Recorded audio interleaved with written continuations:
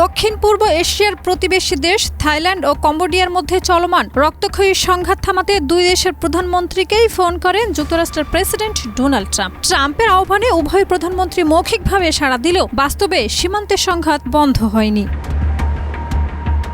12 December রাতে থাইল্যান্ডের প্রধানমন্ত্রী আনুতিন চানভিরকুল ও কম্বোডিয়ার প্রধানমন্ত্রী হুন মানেতের সঙ্গে আলাদাভাবে টেলিফোনে কথা বলেন ডোনাল্ড ট্রাম্প। এরপর নিজের সামাজিক যোগাযোগ মাধ্যম ট্রুথ সোশ্যালে তিনি দাবি করেন দুই নেতা পুরনো একটি শান্তি চুক্তি অনুসারে আগামী কয়েক ঘন্টার মধ্যে সংঘাত বিরতিতে যেতে সম্মত হয়েছেন। ট্রাম্প জানান ওই চুক্তিটি তার ও মালয়েশিয়ার প্রধানমন্ত্রী আনোয়ার ইব্রাহিমের তত্ত্বাবধানে তৈরি হয়েছিল এবং দুই দেশই তাতে স্বাক্ষর করেছিল।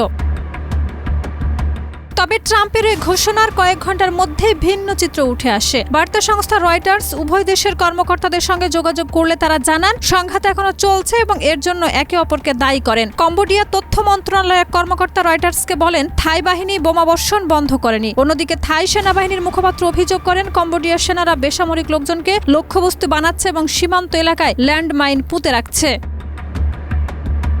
থাইল্যান্ড ও কম্বোডিয়ার মধ্যে সীমান্তবর্তী এমারেল্ড ট্রায়াঙ্গল বা পান্না ত্রিভুজের মালিকানা নিয়ে প্রায় 115 বছর ধরে বিরোধ চলছে। 15 বছর আগে যুদ্ধবিরতি হলেও 2024 সালের মে মাসে আবার উত্তেজনা বাড়ে এবং জুলাইয়ের শেষে তা সামরিক সংঘাতে রূপ নেয়। 5 দিনের ওই লড়াইয়ে অন্তত 48 জন নিহত হন এবং প্রায় 3 লাখ মানুষ ঘরছাড়া হন।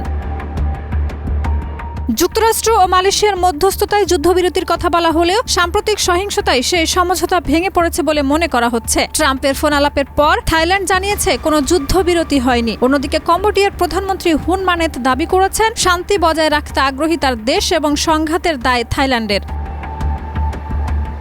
শাহিদা রুবি, মাই টিভি।